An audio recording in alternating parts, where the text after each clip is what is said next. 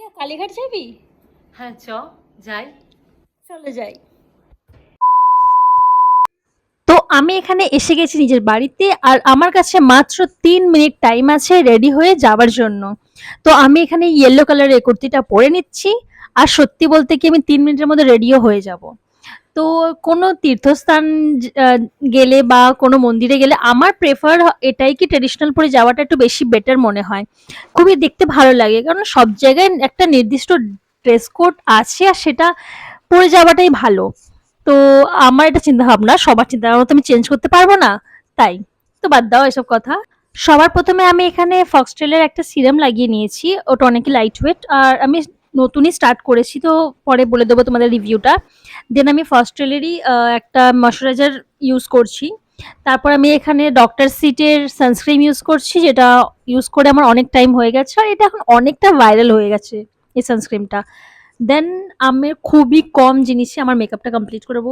Just কি লাগালাম, sunscreen, moisturiser আর একটা সিরাম।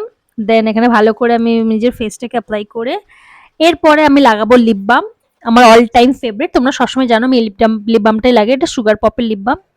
তারপরে জাস্ট আমি একটা কাজল লাগাবো, দেন আমার মেকআপ কমপ্লিট হয়ে যাবে। হ্যাঁ, ঠিক বলছি, আমার মেকআপ কমপ্লিট হয়ে যাবে। কারণ আমি বেশি মেকআপ করতে খুব একটা পছন্দ করি না। আর জানি না আজকাল কি হয়েছে, আমার মেকআপ করতে ভালোই লাগে না। মানে মেকআপ আমাকে মনে হয় যেন ওভারডু হয়ে গেছে বেশি। আর তাড়াহুড়োতে এটা আমার সঙ্গে অনেক সময় হয়ে থাকে। তো আমি এখন রেডি হয়ে গেছি মাত্র ৩ মিনিটে। এবার আমাকে যেতে হবে আমার বন্ধুর বাড়িতে পিক করতে। তো ৩ মিনিটে আমি অনেক ভালোভাবে রেডি হয়ে গেছি, এটা আমার মনে হয়।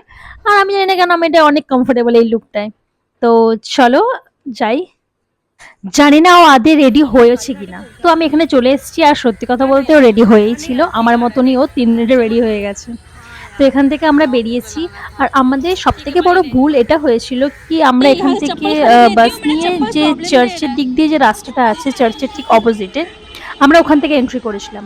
আর আমি তো ফার্স্ট টাইম এখানে এন্ট্রি করেছি, আমি জানিও না এত এখানে মার্কেট বসে গেছে। তারপরে তো যদি তোমরা কেউ বাইক নিয়ে আসো তো এখান থেকে তো প্লিজ এসো না, খুবই খুবই রিস্কি হয়ে যাবে। এত বড় বড় একটা, মানে একটা কি বলছি, এত বড় বড় গর্ত করা আছে যে আমরাই লাফিয়ে লাফিয়ে এসছি আর খুবই কেয়ারফুলি। আর তার সত্ত্বেও এখানে এতগুলো দোকান বসে আছে, আমি জানি না কেন। এখন তো এখানে আসাটা খুবই টাফ আর অনেকটা বেশি হাঁটতেও হলো আমাকে, এটা মনে হলো। তো আমরা মোটামুটি এখানে পৌঁছে গেছি। আর সত্যি কথা বলতে ওখানকার ভিউ রাত্রিবেলা খুবই ভালো। আমি সন্ধেবেলায় তো কোনোদিনও আসিনি, তো খুবই ভালোভাবে আমরা এলাম। অ্যান্ড এখানে দোকানে আমি এখানে জুতো রাখলাম, জুতো রেখে ব্যাগ রেখে এখানে আমরা দর্শন করতে ঢুকছি। আর আমাদের ভিডিও করছেন আমাদের ছোটু পান্ডা। হ্যাঁ, আমরা যখন ওখানে যাই আমার একটা পান্ডা আছে, একটা বাচ্চা মেয়ে।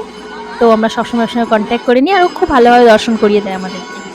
আর লিটারালি বিকেলের ভিউটা কিন্তু খুবই ভালো লাগছে। এটা আমার ফার্স্ট টাইম, আমি আজ পর্যন্ত বিকেলে আমি কালীঘাটে তো যাইনি। আর সত্যি কালীঘাটটা কি সুন্দর হয়ে গেছে। তো আমরা দুজনেই এসেছিলাম, যখন যা ইচ্ছা হয় আমরা দুজন করে নিই। তো এখানে আমি লুকিয়ে লুকিয়ে ভিডিও করছিলাম, এখানে ভিডিও করা একেবারে অ্যালাউ ছিল না। তো যেমনিভাবে হোক আমরা এখানে দাঁড়িয়ে আছি, ওয়েট করছি কি ও গেছে কথা বলতে কি কীভাবে আমাদেরকে ঢোকাবে ভিআইপি গেট থেকে। ভিআইপি গেট থেকে ঢুকলে কি জানো একটু ভালোভাবে দর্শনটা হয়ে যায়, আর কিছু না। তো এখানে আমরা দর্শন এখানে আমি করে নিয়েছি, ওখানে ক্যামেরা অ্যালাউ করেনি, তো আমি ভিডিও করতে পারিনি, জাস্ট এই বাইরেটাই যেটুকুনি ক্যামেরা অ্যালাউ করে।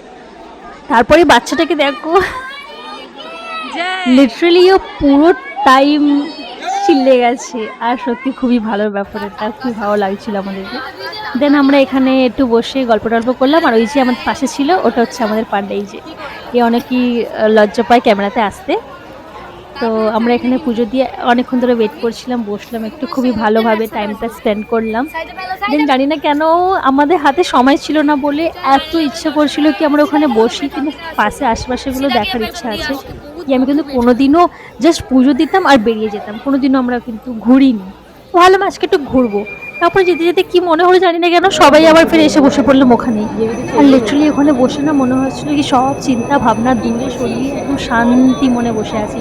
আর সত্যি ওখানে বসে বসে কখন তোমার ১-২ ঘন্টা আরামে কেটে যাবে, তোমাদের চিন্তাই করতে হবে না। আর এই যে দেখো বদমাইশটা, আমরা এখানে বসে চিন্তা ভাবনা করছি কি নেক্সট আমরা কিভাবে কোন দিক দিয়ে যাবো। আর সত্যি কথা বলতে আমার তো ভুল ভুলাইয়া লাগে। আমি যদি আমাকে যদি ওখানে ছেড়ে দেওয়া হয় লিটারালি আমি ওখানে হারিয়ে কি বানাচ্ছে? আমি বাড়ি আসতে পারবো না হয়তো। ওখানে আরও ছোট ছোট অনেকগুলো মন্দির আছে আর ওগুলোকেও আমরা ভাবলাম একটু কভার করি ঘুরি। তো সবসময় না হয় না কি ক্যামেরা নিয়ে ক্যাপচার করা, তো আজকে আমি ভেবেই গেছিলাম কি আমি একটু ভিডিও করব। সবসময় আমি যাই তো হয় না এরকম এতটা ভিডিও করার। আজকে শান্তিতে গেছি, ভিডিও করলাম, দেন আর একটু অনেক কিছু ঘুরলাম। পান্নার আর সাথে এখানে এসেছে এই তো। বদমাইশটা আমাদেরকে লিটারালি জ্বালিয়ে গেছে পুরোটা টাইম, এই যে।